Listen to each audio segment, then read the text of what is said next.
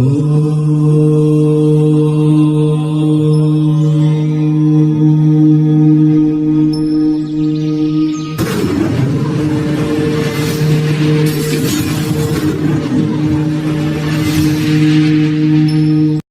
శ్రీమన్నారాయణ.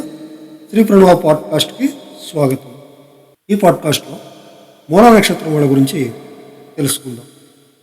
ఈ మూలా నక్షత్రం వాళ్ళు కూడా ఆరుద్ర నక్షత్రం వాళ్ళలాగే సునకయోని. దీని ఫలితంగా ఇది అదే అనే భేదం లేకుండా అన్ని పదార్థాలను తింటారు. కారణం సందర్భం లేకుండా వాదాలను చేస్తూ ఉంటారు. దుర్మార్గమైన పనులు చేయడం, యజమానికి మంచి జరగాలనే పని చేయడం వీళ్ళ అలవాటు. అడవి వంటి ప్రదేశాలందు అంటే జనసంచారం తక్కువగా ఉన్న చోట్ల వీళ్ళు ఎక్కువగా తిరుగుతూ ఉంటారు. సహనంతో దుఃఖాలను అనుభవించడం వీళ్ళకి అనుభవంతో కూడిన అలవాటు.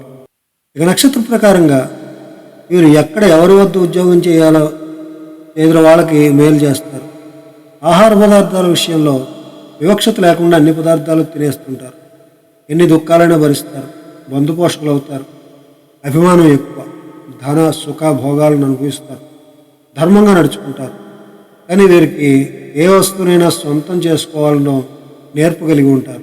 అంటే అది మంచి మాటలతోనైనా తెలిసైనా తెలియకైనా సరే ఎదుటి వాళ్ళ దగ్గర వస్తువు ఉంటే దాన్ని వీళ్ళు సొంతం చేసుకోవడంలో గొప్ప నేర్పు సంపాదిస్తారు.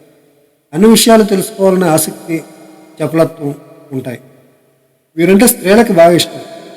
వీరికి సాధారణంగా శాంతం ఎక్కువ. అయినా కొన్ని సందర్భాల్లో వ్యర్థమైన వాదాలు చేస్తారు. సుఖపడాలనే కోరిక ఎక్కువ. వీళ్ళు దూరదృష్టి, మంచి ఆలోచనలు కలిగిన అవడం వల్ల భవిష్యత్తులో జరగబోయే చాలా విషయాలు ముందుగా తెలుసుకోగలుగుతారు. అందరూ ఏ అవకాశం అయినా సరే వదలకుండా సద్వినియోగం చేసుకుంటారు. దైవానుగ్రహం కలిగి ఉంటారు. ఆదాయానికి మించి ఖర్చు చేయడం వీళ్ళ విషయంలో అసలు మంచిది కాదు. మనసుకు కష్టం కలిగినప్పుడు నిష్కర్షగా నిర్దయగా మాట్లాడతారు. సొంత పనుల కంటే ఇతరుల పని చేసి పెట్టడానికి శ్రద్ధ చూపిస్తారు. ధనవంత ఆశయ కానీ అత్యాశ లేనివారు. నమ్మిన విషయం గొప్పగాను, నమ్మని వారిని హీనంగాను చూస్తారు. వీరు మరికొందరితో కలిసి చేసే పనులు కీర్తిని పొందుతారు. ప్రయాణాలు, ప్రకృతిలోని అందాలని ఆస్వాదించడం చేస్తూ ఉంటారు.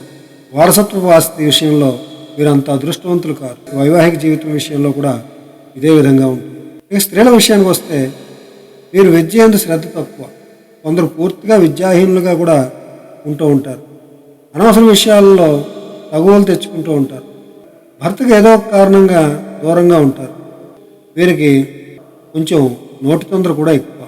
ఈ స్థితి వల్లనే కొంత భర్తకి దూరం అవడం కూడా కారణం కాగలదు.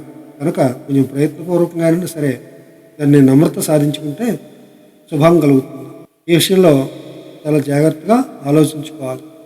ఇక ఈ నక్షత్రంలో మొదటి పాదంలో పుట్టిన వాళ్ళు తండ్రి లేకపోవడం కానీ, తండ్రిది దూరంగా ఉండడం కానీ, తండ్రి ప్రేమ తక్కువగా ఉండడం కానీ జరుగుతుంది. గర్వంతో కన్ను మిన్ను కానకుండా ఎప్పుడూ నీచమైన ఆలోచనలు చేస్తూ రోషం కలిగిన వాళ్ళగా ఎదుటి వాళ్ళని కష్టపెట్టే రకంగా మాట్లాడుతారు. ధనం లేని వాళ్ళు వీళ్ళు. రెండవ పాదంలో పుట్టిన వాళ్ళకి శాస్త్రజ్ఞానం కలిగి ఉంటారు. సన్నని గొంతు అంటే కొంచెం హీనస్వరం ఉంటుంది. రెండు కళ్ళు ఎందుకు కూడా కొంచెం భేదం ఉంటుంది. చెవికి గుండెకి రోగం ఉంటుంది. వీరు తల్లి ప్రేమ తక్కువగానే పొందుతారని చెప్పాలి. ఎందుకంటే వీళ్ళు తల్లికి కూడా కొంచెం దూరంగా పెరగడం జరుగుతుంది. మూడవ పాదంలో పుట్టిన వాళ్ళకి భయంకరమైన హానికరమైన పనులు చేసే అలవాటు ఉంటుంది. కామవాంఛ, ధనవాంఛ ఎక్కువగా ఉంటుంది. చూసే వాళ్ళకి వీళ్ళు చాలా మంచి వాళ్ళలా కనిపిస్తారు. గొప్పలు ఎక్కువగా చెప్తూ ఉంటారు. ధనం ఎక్కువగా ఖర్చు పెట్టేస్తూ ఉంటారు. ఇక నాలుగో పాదంలో పుట్టిన వాళ్ళు ఇతరులకు అండగా నిలబడతారు. పనులందు నేర్పు కలిగి ఉంటారు. ఇతరులను ఎప్పుడూ కూడా కష్టపెట్టారు. వీళ్ళకి కొంచెం ఆరోగ్య విషయంలో జాగ్రత్తలు తీసుకోవాలి.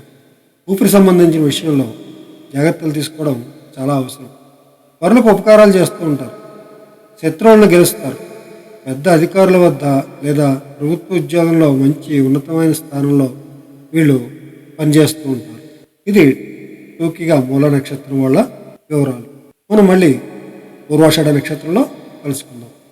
జై శ్రీమన్నారాయణ.